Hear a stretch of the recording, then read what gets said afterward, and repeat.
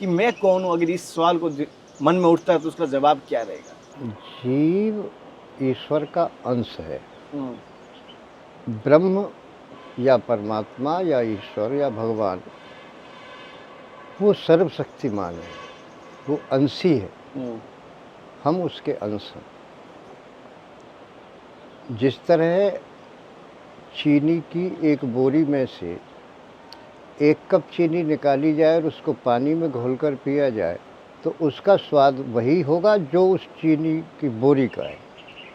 अच्छा। गुणधर्म के आधार पर ये जीव भी ठीक ब्रह्म का ही स्वरूप है।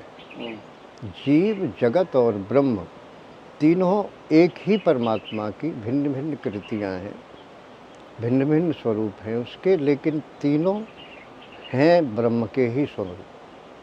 तीनों ब्रह्म के स्वरूप। जीवो ब्रह्म ही बना पड़ा, जीव ब्रह्म ही है, दूसरा कुछ नहीं। अच्छा। तुलसीदास भी ऐसा ही कहते हैं, ईश्वर अंश जीव अविनाशी। जिस तरह परमात्मा चैतन्य है, निर्मल है, ऐसे ही ये जीव भी उसी ईश्वरीय गुणों से परिपूर्ण है। चेतन है, अमल है, सहज सुख स्वरूप है। जी। हमारा जो स्वरूप है वो सहज ही सुख स्वरूप है। हुँ, लेकिन जब ते जीव भयउ संसारी, जब से ये परमात्मा से विलग हुआ, हुँ, जब से ये इस संसार में आया, तब से ये माया के अंदर लिपट गया। मिटे न संकट हो सुख हरि। तब जब ये माया के बंधन में आ जाता है तो तब संकटों से घिर जाता है। हुँ, फिर ये अपने आप को भूल जाता है, अपने आप को पहचान नहीं पाता है, अंतःकरण के ऊपर मल विक्षेप आ जाता है। उसकी वजह से ये अपने स्वरूप को नहीं चीन पाता है, पहचान नहीं पाता है। फिर किसी महापुरुष, किसी संत, किसी परमात्मा के बहुत निकट पहुंची हुई किसी जीवात्मा के संपर्क में आने पर, सत्संग मिलने पर, तब इसे अपने स्वरूप का बोध हो जाता है। और जब इसे अपने स्वरूप का बोध हो जाता है तो फिर इससे ये सारा संसार, किंचित मात्र जगत, हुँ, तिनके से लेकर हिमालय तक सब कुछ ईश्वर स्वरूप ही दिखाई देने लगता है। तब द्वैत खत्म हो जाता है, तब ये परमात्मा के साथ इसका तादात्म्य फिर से स्थापित हो जाता है। तब इसे अपने स्वरूप का सही बोध हो जाता है। अच्छा। लेकिन बिना संत के, बिना मार्गदर्शक के इसे अपने आप को पहचानना बहुत कठिन है। और गुरुजी जैसे कहते हैं भगवान, एक तरफ कहते हैं हम भगवान को, एक तरफ कहते हैं परम ब्रह्म को या ब्रह्म को, तो दोनों में क्या भेद रहता है?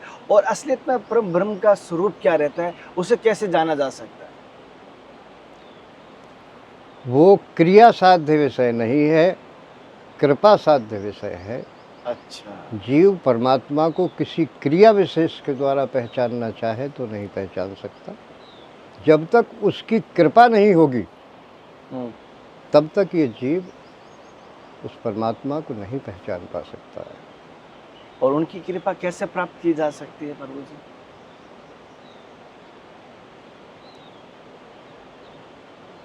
देखो, बिन सत्संग न हरि भजन, बिन सत्संग न हरि कथा, तेहि बिन मोह न भाग। मोह गए बिन राम पद, होए न दृढ़ अनुराग। जब तक भगवान के चरणों में प्रेम नहीं होगा, अनुराग नहीं होगा, तब तक भक्ति संभव नहीं है। और जब भगवान के चरणों में समर्पण भाव आ जाएगा, हुँ, आप जब भक्ति की तरफ ईश्वर की कृपा हो जाएगी, हुँ, तब भक्ति मार्ग के अंदर आगे बढ़ पड़ेंगे। तब धीरे धीरे धीरे धीरे धीरे धीरे आपका वो अंकुर विशाल वृक्ष की तरह हो जाएगा। भक्ति जिस तरह सबरी को देखेंगे, नवधा भक्ति भगवान ने सबरी को उपदेश दिया, तो भक्ति के द्वारा भगवान के निकट जाया जा सकता है। और भक्ति बिना सत्संग के प्राप्त नहीं होगी। जब कोई संत मिलेंगे तभी अंतःकरण के अंदर भक्ति का बीज जमेगा, तभी समर्पण भाव आएगा। जब हम भगवान के समर्पण में चले जाएंगे, सब कुछ ईश्वर को ही समर्पित कर देंगे, तो हमारा अपना आपा कुछ शेष नहीं रह जाएगा। अच्छा, तब हम नहीं रह जाएंगे। हम नहीं गए। ये हम का कि मैं का, ये जो भान है ये तभी तक है जब तक हम परमात्मा की शरण में नहीं जाते। अच्छा। और जो जीव परमात्मा की शरण स्वीकार कर लेता है, गीता में भगवान ऐसा ही कहते हैं, सर्वान् धर्मान् परित्यज्य माम एकम शरणं व्रज अहम त्वाम सर्व पापेभ्यो मोक्षयिष्यामि मा शुचः।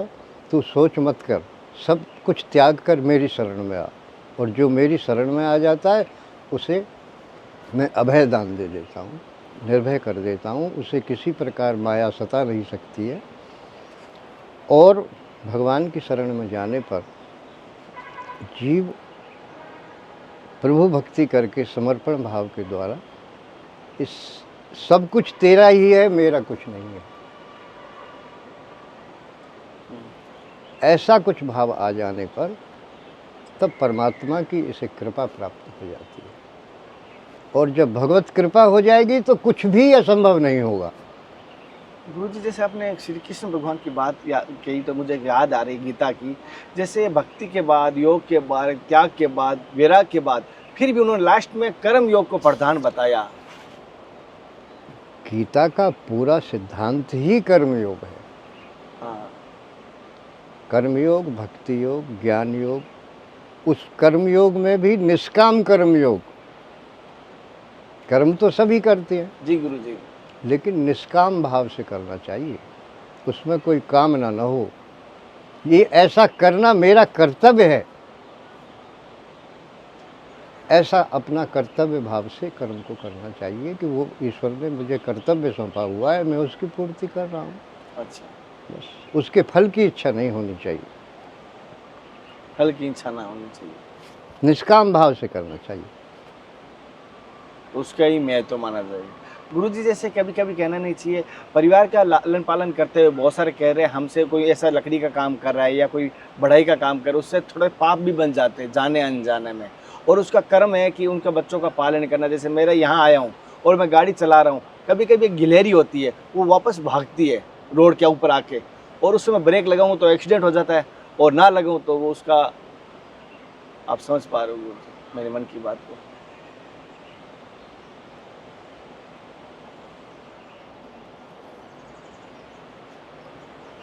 धुएं के बिना अग्नि की कल्पना नहीं की जा सकती, और धुएं की अधिक मात्रा होने पर वो अग्नि को बुझा भी देगा। अच्छा। ऐसे ही जितने भी कर्म हैं सब दोषयुक्त हैं। दोषयुक्त है। सभी कर्मों में कुछ न कुछ दोष अवश्य है। जी गुरु जी।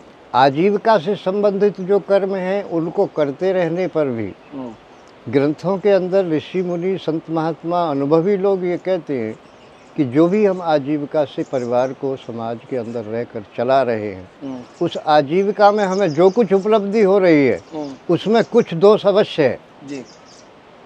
इसीलिए उसका दशांश भाग या यथाशक्ति जी। कुछ न कुछ जीव जंतुओं की सेवा में, परमार्थ में, धर्म के कार्य में लगाना चाहिए, दान देना चाहिए, ताकि वो शेष बचा हुआ धन जो हमारी आजीविका से आया है वो शुद्ध हो जाए और उससे हमारे मन के ऊपर किसी प्रकार का विकार पैदा न हो। पालन पोषण करने पर हमारी बुद्धि को वो विपरीत न बनाए।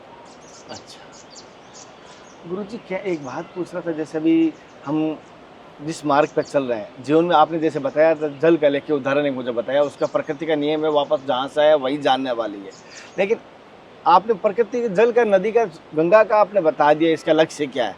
लेकिन हम जो जीव है कहते थे लक्ष्य, हमारे लक्ष्य क्या है, तो हम अपना लक्ष्य कैसे जान सकते हैं? ब्रह्म को पाना है या ब्रह्म में मिल जाना है या ब्रह्म को खोजना है या भजना है या कर्म करना है? लक्ष्य क्या होना चाहिए? लक्ष्य बगैर हम चल नहीं पाते। जैसे बच्चा पढ़ रहा है, इसका लक्ष्य इस पेपर देने से पास होना है, तभी ये पढ़ पाता है। अगर इसको लगता है पेपर ही नहीं लगेगा तो ये पढ़ने का लक्ष्य खत्म हो जाता है। तो हमारा कोई लक्ष्य होना चाहिए जीवन में। जीव का मुख्य उद्देश्य और विशेष मानव का परमात्मा की प्राप्ति है। अपने कर्तव्य कर्म को करते रहते ही ईमानदारी से, निष्कपट भाव से अपने कर्तव्य की पूर्ति करने पर ही जीव को स्वतः ही परमात्मा के चरणों में भक्ति और अनुराग आ जाएगा। उससे स्वतः ही भगवत कृपा से सद्मार्ग मिल जाएगा। भगवान स्वतः ही उसके लिए सुअवसर उपलब्ध करा देंगे। उसको सारी वस्तु अपने आप पीछे छूटती जाएगी। आप ऐसा सोचें कि मुझे हरिद्वार जाना है और मैं यहीं बैठा रहूं और हरिद्वार पहुंच जाऊं, ऐसा कभी संभव नहीं हो सकता है। अच्छा। आप यहाँ से उठकर चल पड़े हरिद्वार की तरफ, ये देवप्रयाग अपने आप पीछे छूट जाएगा।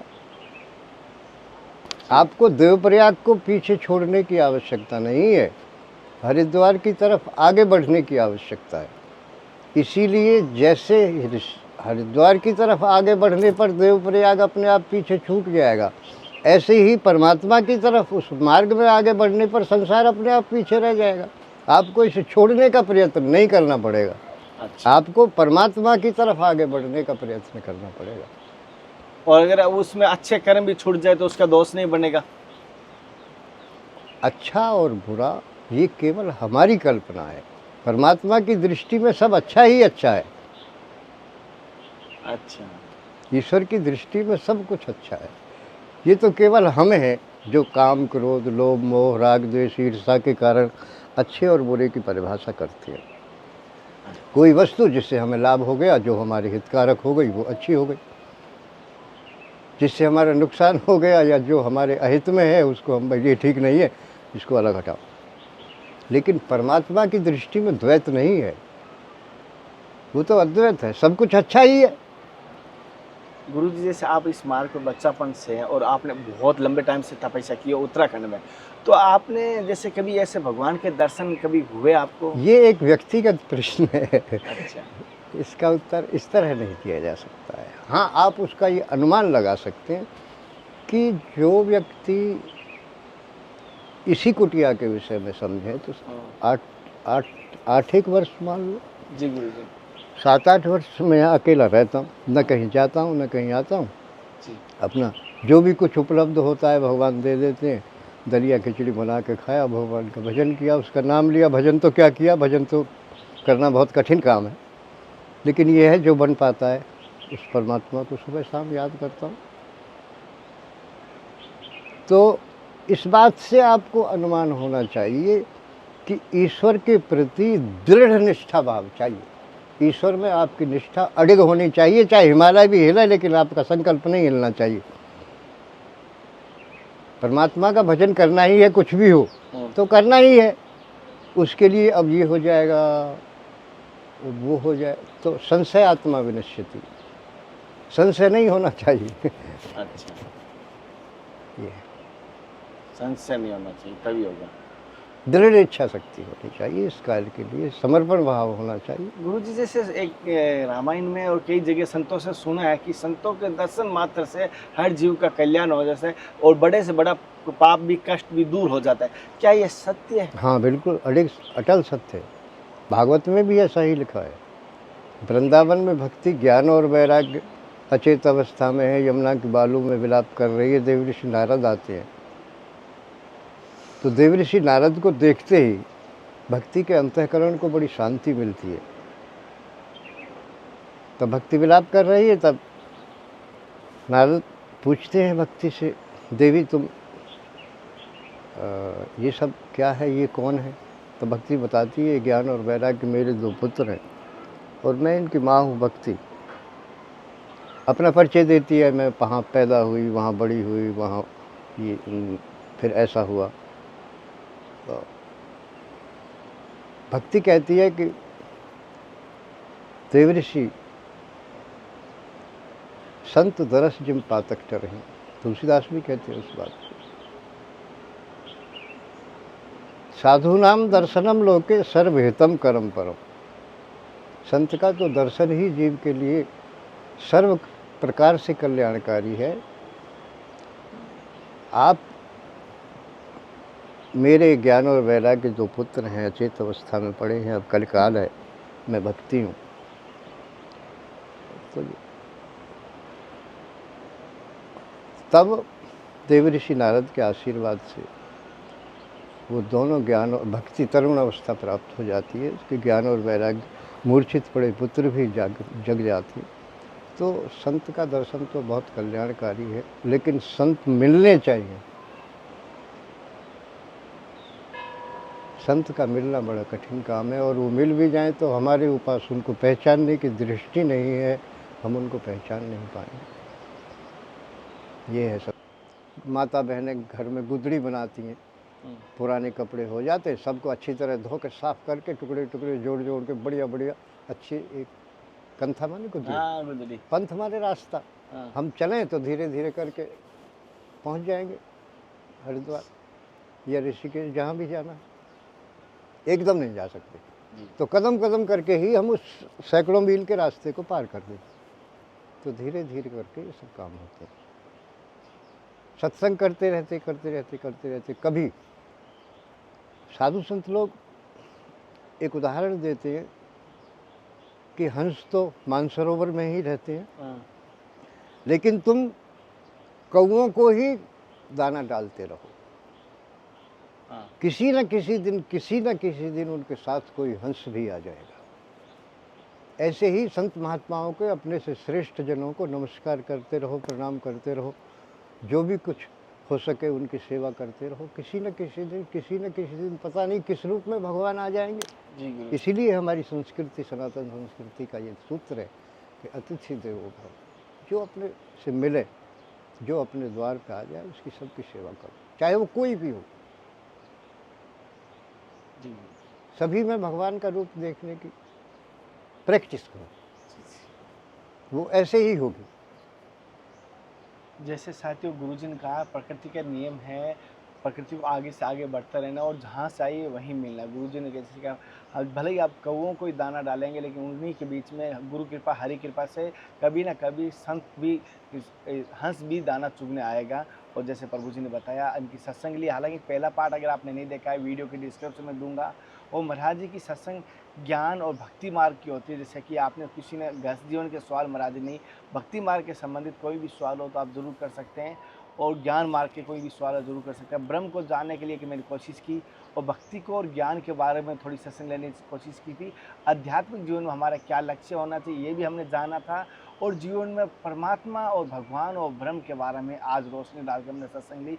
क्योंकि से परिवार के साथ मैं सत्संग सुन रहा हूँ, तो मेरा उद्देश्य ये है कि मेरा कल्याण हो रहा है। जैसे मैं गंगा में स्नान कर रहा था, तो मैं गंगा में जैसे अपना कमंडल हुआ, बोतल हुआ, उससे जल भरा और कोशिश किया हमने गाँव वासियों को, मित्रों को, सज्जनों को या अपने रिश्तेदारों तक जल पहुंचाने की कोशिश की। इसी प्रकार मैं संतोष से सत्संग लेता हूं, तो आप तक ये वीडियो के माध्यम से सत्संग पहुंचाता हूं, जिससे कि आप घर बैठे भी आध्यात्मिक ज्ञान की तरफ बढ़ सके। अगले दर्शन और सत्संग आप फिर मिलते हैं, तब तक जय हिंद, वंदे मातरम, हर हर महादेव, हरे कृष्णा, हे नाथ, हे मेरे नाथ। मैं आपको बोलूँ नहीं, जय गुरुदेव, जय संत भगवान। नहीं, नहीं।